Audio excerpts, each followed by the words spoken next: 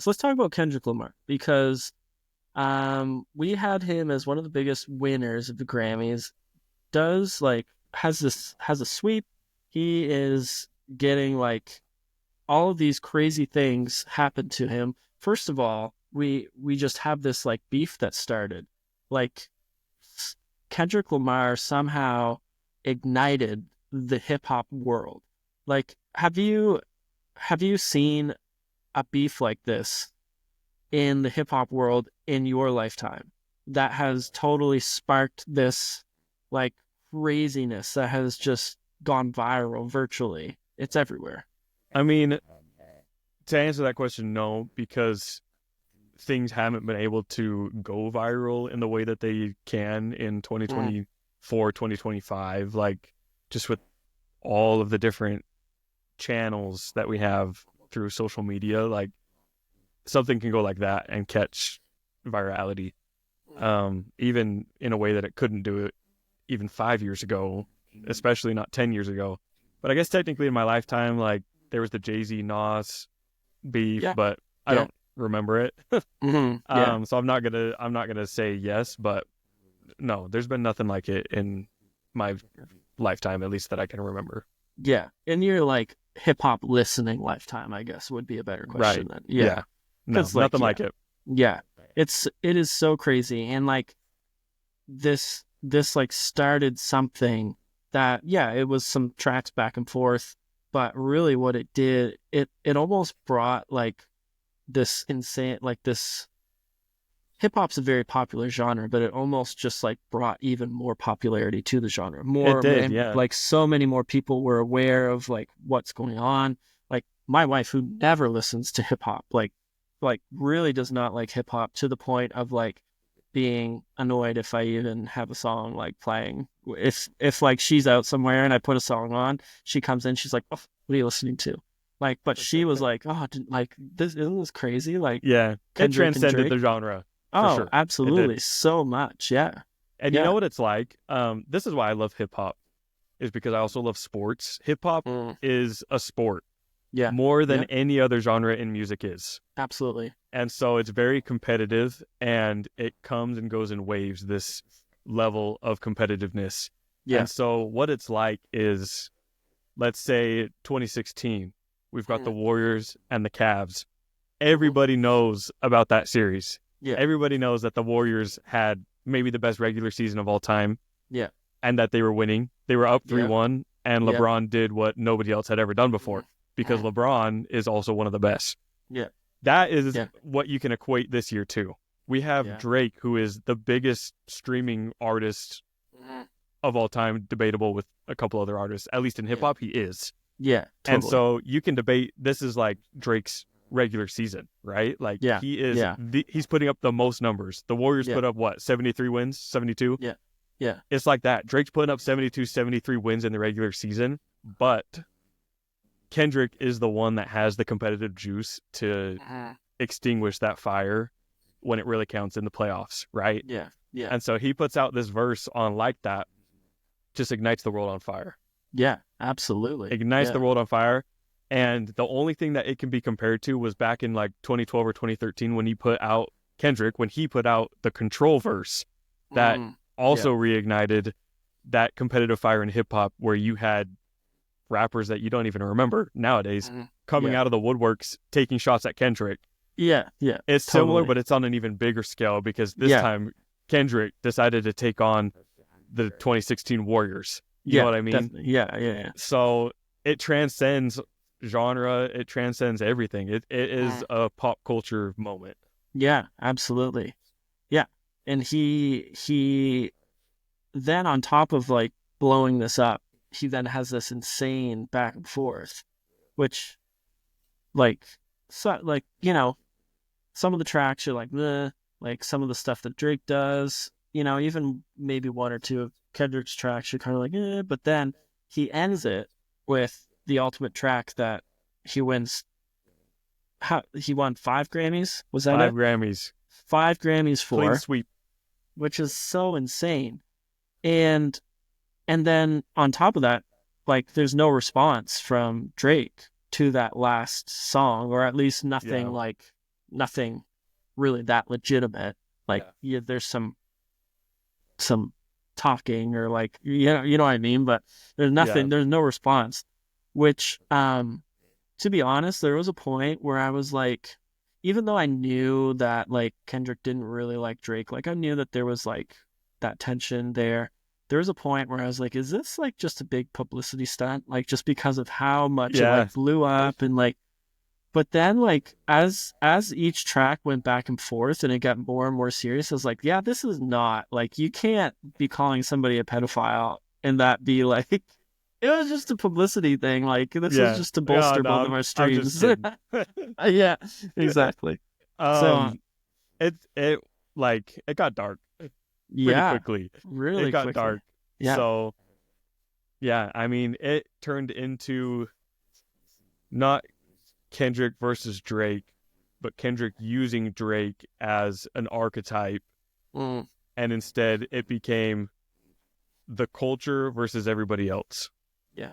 Whether you want to deem that LA culture, Compton Mm, culture, or hip hop culture, yeah. Kendrick was defending his culture, you know? And so it became culture versus culture vulture, technically. Yeah. And Yeah. so Yeah. I guess that's just when it turned dark, when he's like, you know what, this Yeah. isn't even about really you Yeah. anymore. Like, Yeah. I obviously don't like you, but Yeah. it's Yeah. more about you and everybody like you that Mm, I'm taking on right now. Like, yeah. it ain't a 20v1, it's a 1v20, you Yeah. know? Yeah. Yeah. Man, it was just so intense. And then like, so you get all of this happening, and then there's like quite a bit of silence for a while where like people are like, what's gonna happen? There's all these rumors like Drake's got an album coming and like Kendrick's got something in the barrel, like ready to unload. Like there was all this like Yeah. for a while, there was all this kind of tension. And then it kind of like everybody like culture does and like people do. I don't think people forgot about it as much as they just like kind of weren't aware of that being on the radar anymore. Like it was really just like the really intense hip hop fans that were still kind of like, but there's something Yeah. brewing. We're like, But wait, like there's more. most of the people were like, I guess this is over. It feels unresolved. I guess Kendrick won. Like I don't know. And Yeah. then he gets all these nominations. Um, wait, when did the Grammy nominations come out before? They would have come out before his album, right? He dropped the album. Yeah. He got nominated for all these things, and then he dropped his album. Yeah. I think nominations are usually like October. Does That's that what I sound thought. right? And Yeah, that I think album was so. November, if I remember Late, right. yeah, mid-November. Which, Yeah. one thing I will say, this is a reason why I love Kendrick. Not Like Us was not on the album, right? Yeah.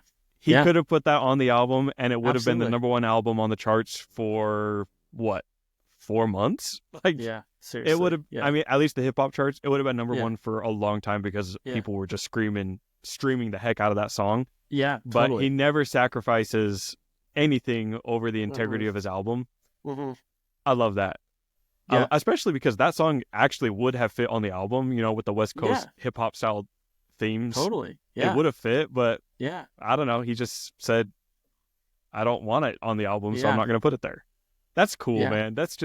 Yeah. Well, That's and cool. like yeah, I think he just is like, this was a moment in time. I just want it to stand alone. I don't want it to be on this album. Yeah, I agree. Yeah. It's a super cool thing to do. You can tell that it wasn't just about getting the streams on the album, which like you said, he could have just like had that album pop off like crazy.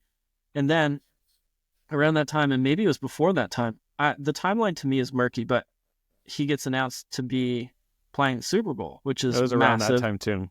And like there's all kinds of drama with like Lil Wayne and like just there's all kinds of drama, which there's always all kinds of drama when whoever's playing for the Super Bowl gets announced. But like huge, he gets to play. He's announced to be in this like playing the Super Bowl halftime show, and then he announces a massive tour with SZA, which is like probably, I don't know, I didn't look this up, which maybe I should have, but it feels like, has he done a stadium tour like this before? I feel like this is one of his biggest Mr. tours. Morale was, That was a big one.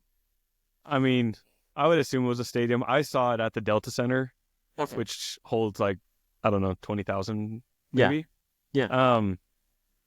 It felt like that was a big tour. A big I tour. mean, Yeah. it was him and Baby Keem.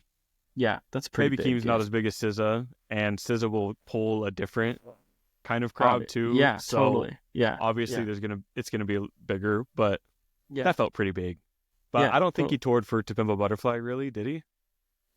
And I don't really remember Yeah. Damn either. Yeah. Oh no, he did tour for Damn. Yeah. He did. Yeah. I didn't go, Yeah. unfortunately. But this is a huge tour. Like, yeah. Yeah. Like kind of pairing up with like a very huge artist that, like you said, to a degree represents a different demographic than he would necessarily pull from. So this is like massive. And then on top of all this, after he like now that he's got this album out, this album is for sure going to be all over the Grammys next year.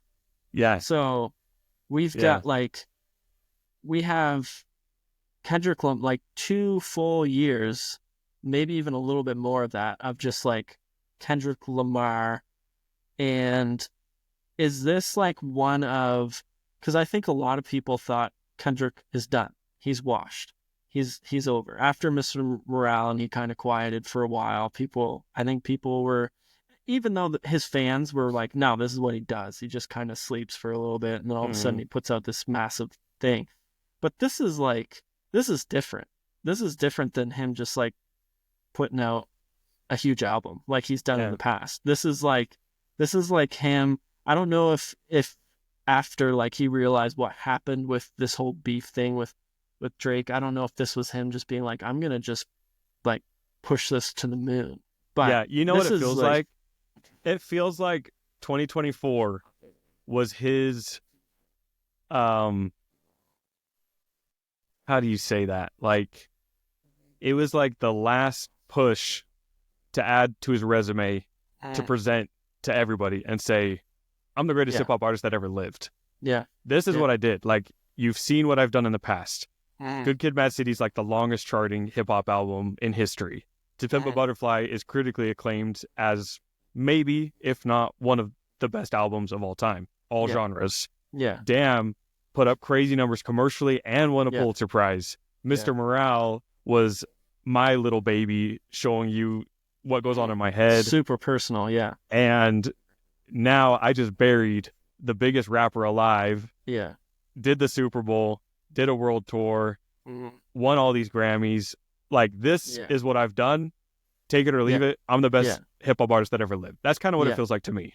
Yeah. Like, absolutely. It almost like, if we can go back to a sports analogy, you were talking about LeBron versus the Warriors. It's almost like if this would be like if LeBron, when he went to the Lakers, he won 3 championships and was averaging 45 points a game. Yeah. Like, it's almost like if that had happened, because like it does feel like he is pushing himself to the point, and like obviously not all of this is like his own credit. Like you can't just make something go, well, I guess if you have enough money you could probably make something go viral, but I don't think he made that stuff go viral. It did, like it was organic in a lot of ways, but then he just kept piling on top of all of that, just continuing this kind of climb to the point where I think that he's kind of made it nearly impossible for anybody to say, no, like Kendrick's not the best. I kind of agree. Like, because let's talk about this really quickly. Yeah, sure. These are the artists that you will hear in that conversation, right? You will hear Nas because he put out Illmatic. Yeah. Maybe the greatest hip-hop album of all time. Okay, well, Kendrick put out To Pimp a Butterfly, right? Mm-hmm. Yeah.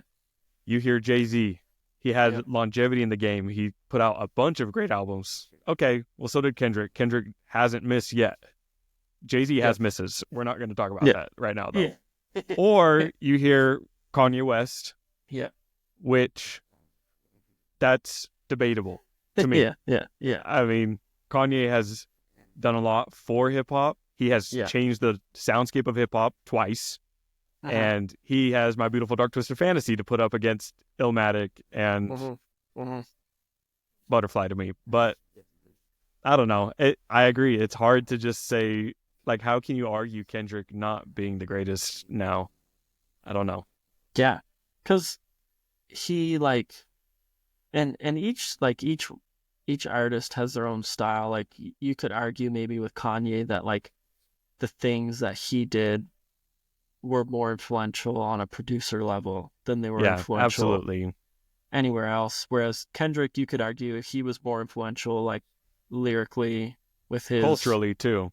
culturally Uh, for sure. Yeah, I mean, let's not forget, like, the Black Lives Matter movement was built on all right. You seriously. know what I Yeah, mean? Like, yeah, absolutely. Yeah, and yeah, that's nothing to turn your yeah, nose at. But yeah, Kanye changed the soundscape of hip hop with 808s and absolutely. Heartbreak and Yeah, Yeezus.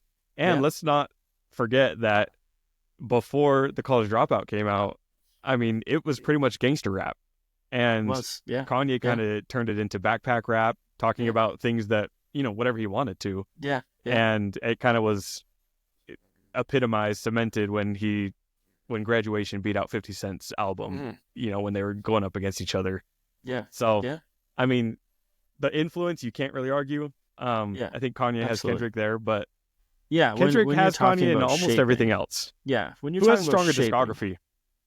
oh, I would say Kendrick, just because like when you look at some of Kanye's, like Kanye has some misses, or at least if you're a really really really intense fan of Kanye, half misses. Let me phrase it this way. One artist, this sounds like I'm on Twitter just making up something so stupid, but what keep one artist and their discography Mm, and the rest goes away forever. Like, who, if you can only listen mm. to Kanye's music for the rest of your life, you can only listen to Kendrick's music the rest of your life. Are you taking the blue pill, the red pill? You know what I mean? For me, it would be Kendrick. I gravitate much more toward his like tendency to enjoy, especially with To Pimp a Butterfly, like jazz rap. Yeah. I just loved that. I like that was one of like what I was describing earlier. Like one of the moments that I chase in music is listening to Pimp a Butterfly for the first time. Right. Like Yeah. just the feeling of that and hearing that for the first time, I chase that. And when I feel that again in other music, that's how I gauge is that like is this something that I think is going to be great to me. Um, I do think that Kanye has changed like hip hop in a crazy way, but I think that the only thing to me is that his music hasn't aged as well. Because when you typically do the changing, the music after you changes, like, even though you're the one that did the changing, the music after is so much better.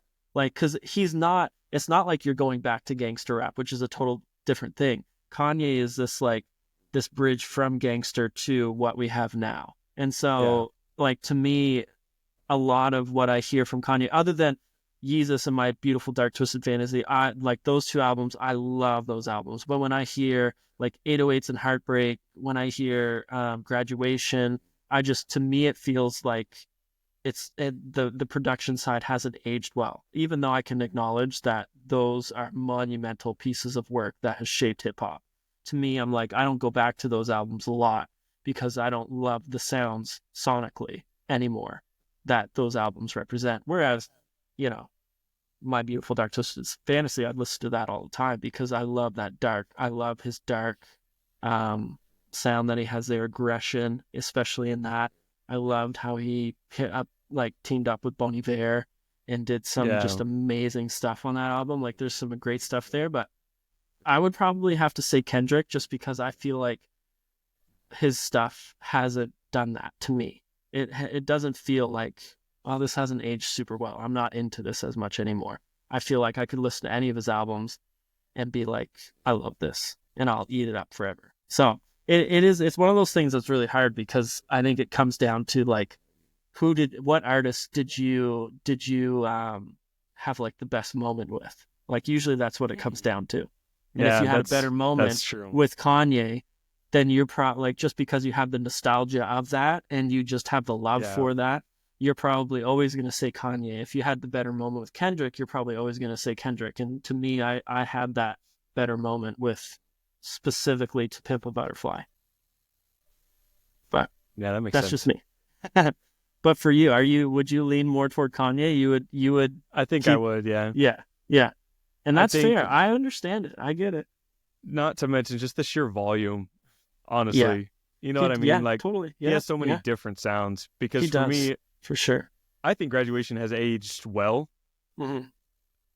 contrary to what you think. I Yeah. think 808s has aged perfectly. I think if 808s Mm-hmm. dropped in 2025, it would still sound fresh. It would be Mm-hmm. cool. Um, but those aren't even my favorites. Like you, I Yeah, love Yeezus. Yeezus is yeah. probably my favorite album of all time. I Mm. love Twisted Fantasy. I think College Dropout and Late Registration are timeless. I don't think I would agree with those. they will ever go Yeah, out of style. yeah. And then it gets a little murkier from there. But Yeah, like that enough, yeah. that alone That's is a enough lot. for me. Yeah, It's so much. And then not to mention, like, yeah, there's bangers on everything else. But yeah, definitely. Yeah, he knows how to make great tracks, even in the albums where you're like, what's he doing? Like, what's going on here? yeah, And I do wonder if that's kind of the curse that he's living right now. Is like he has everything that he's ever made. You think of his shoes as fashion have been big changes, big yeah, shifts. So the pressure that would come with now I have to continue to be a change maker. And I think that's what's happening right now yeah. in his life specifically, if I could clinically diagnose him. I But agree with I you. think he's trying too hard to continue to be a change maker. And my thought, like, I think the ability is there to be a change maker, but changing something, a lot of that is the right place at the right time. Like, Yeah, he was absolutely. he was at the right moment in the right time of history where rap was everything. Like, and it even goes back to when he was producing on Jay-Z's albums, like before he put anything out. Right. Like, there's a lot of, like, he was just in the right moment. Hip hop was ready for a change. He was there, and he was Yeah. the change maker at that point. Similar to when he enters the shoe scene, when he enters the fashion scene, there was a change ready to happen. And then, but I think right now he's like, but this is who I am. I'm a change maker. So Yeah. now I have to do something. And it's almost like it's driving him insane that he can't It easily will. I change. mean, not everything that you do can be Yeah. so elite, Yeah. Like Yeah. you're not always inventing the iPhone. Sometimes you need to just Mm. give us the next model that runs a little faster and has a better camera. Yeah. Like we Yeah. don't need a whole Exactly. different phone. Yeah. Yeah. Yeah. Which Yeah. not to go off, this is a total tangent. I'm sorry, I've driven this podcast literally off a Hey, cliff here, that's totally fine. I but like this. I'm excited for Bully because all the clips I'm hearing are Chipmunk soul samples that he has Mhm. chopped up himself. And in that interview with Justin LeBoy, he said the difference between what I'm doing right now and what I did on Vultures is I'm chopping up the samples myself. Like Mm. I'm doing it all. Yeah. That's what I want. Give me that. Yeah. Yeah. And that's the thing. He's a wild card. I think even though in the last several releases, I'm kind of like, I don't think this is going to be good. And then it ends up not being that good. He's still that wild card, to go back to sports, like a Steph Curry, that you're like, even though the Yeah, team's not good, you can't count them out in the playoffs because if I'm Steph goes totally for with you. 40. So it's like, it's the same thing with Kanye. You're like, I think he's done, but at the same time, I'm going to have to still pay attention to him because he could Totally. just pull something out and it be totally amazing and be, cutting edge again. Um, but I think my hopes probably are a lot less than yours at this point. Like, Well, I'm a delusional Kanye fan. But we need to remember we are not that far removed from literal genius. 3 years ago, technically 4 years ago now, we got Donda, which is like the best rollout in, I don't know, finish that sentence however you want. 20 Yeah. years ever? I don't Yeah. know. Like Yeah. he was selling out arenas to just as listening parties. And Yeah. that whole era was iconic. And yes, the album is bloated, but like you were saying, you never know if Steph's going to Yeah. go for 40. And we got Life of the Party. We got Come to Life. We got Off the Grid. We got Praise God. But we also got Television and all those other ones. You know what I mean? Like, Yeah. Yeah. which I'm fine Yeah. with. At this point in Kanye's career, if even half of that album is awesome, I am a very happy Kanye West fan. Yeah. Well, and I think that's what, like, when you're a fan of somebody as they continue in their career, like, how much can you expect for them to have, like, huge albums after huge albums? Like, Yeah. like even thinking of Kendrick, like, I guess this is a question to ask, and this is kind of off the cuff, but like, where would you put GNX in his discography? Like, I will definitely would put it for sure below To Pimp, A Butterfly, and Good Kid, Mad City. Absolutely. I didn't like it as much as Mr. Morale personally. So like, I don't know. Like, how much can you expect somebody to? Your hopes are always as high as their best product, but how many times can you expect them to continue to one up themselves? And that's why we're even having this conversation, because Kendrick and Kanye are the anomalies. That's not normal in hip hop. Yeah, absolutely. It's not normal to have To Pimp a Butterfly, Good Kid, Mad City, Damn, GNX, Mr. Morale. It's not normal to have Twisted Fantasy, Yeezus, College Dropout, Graduate. It's not normal, and that's why they are in the conversation for the best ever. And personally, Good Kid, Mad City is my favorite because of like what you said. 2012, I don't know how old I was. I was probably like a junior in high school or something. I was in high school. Yeah. So when that album came out, like I remember like the first time where I was like, hold up, like this is a story. Like, this whole this goes together. This isn't like just a playlist album, like this is what an album can be. And so for me, I have that feeling with Kendrick where it was it just impressed me a lot when I was younger. Yeah. And so totally. I was ready for To Pimp a Butterfly, and he exceeded my expectations there too. So I would have those two at the top. I would go actually Damn third. Yeah. I can see that. I love Damn.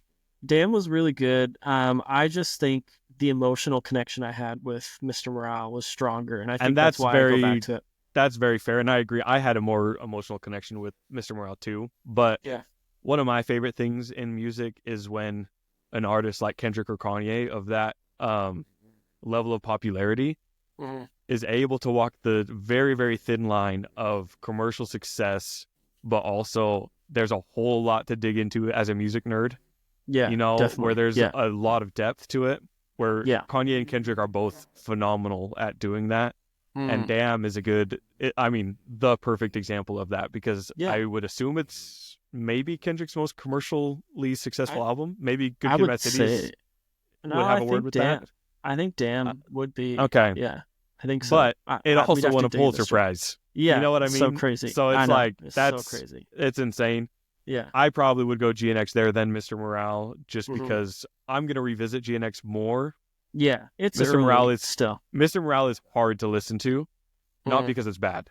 It's just hard to listen to because each time you put that thing on, like, you can only listen to the entire album. You can't just pick and choose a few songs here and there, because you've got to finish that thing, and you are going on that therapy journey with Kendrick. And I mean, I'm not trying to cry every single day, so I'm going to listen to GNX more. So that's how my ranking would go. And then put whatever you want next, probably Section 80, and then Overly Dedicated, then Black Panther probably. And then, Untitled and Masters got to go in there somewhere. But, after that, it's all... Yeah, I know. We're splitting hairs here. Around. Yeah. We're splitting hairs. Yeah, it's true. Well, man, I just think we're witnessing something that, like, probably won't ever happen again with Kendrick. It's like, we're witnessing something that won't happen again ever. And I don't mean with Kendrick, I just mean with anybody. Like, I feel like this is just like the most insane, just events to snowball on top of each other and just continue to get massive and massive. And like, yeah, who knows what next year's Grammys are going to look like, because he's going to have a full album It's gonna be fun for nominations. And so like it could just be a total, yeah, it could just be amazing, right? Thank you so much for tying this back to the Grammys so that it looks like we are like following our outline on this podcast. Oh yeah, we know what we're doing. Thank you so much. What I will say is we're never going to get another Kendrick. We're never going to get another Kanye. But we may get these interspersions. Is that a word? We'll make it a word. We may get some artists interspersed throughout that fall into this category of Tyler, the Creator, of Jid, of Baby Keem, kind of these archetypes that in their own rights are incredibly creative. They're forming these storylines throughout their albums. They're making these different eras. Tyler specifically is a great example of this, where he is not Kanye, he is not Kendrick, he's totally himself. He's very authentic. And he's not on that same tier for me. I love Tyler, the Creator. He's not on that same tier of like these guys are like the hip hop gods, Kanye and Kendrick. And then right underneath there, that's where like someone where Tyler, the Creator could fit. And I think we will get more similar to that. Yeah. So, I mean, hip hop's in a good place, and I'm very hopeful for what's in the future. Yeah. This is a total sidebar, but do you think like Tyler, the Creator, like birthed meme rappers in the sense that like he was kind of the first, like, he was just like outrageously funny and ridiculous rapper that like hit mainstream. And then I think it's him and Childish Gambino that that's true. Kind of headed that. It's true.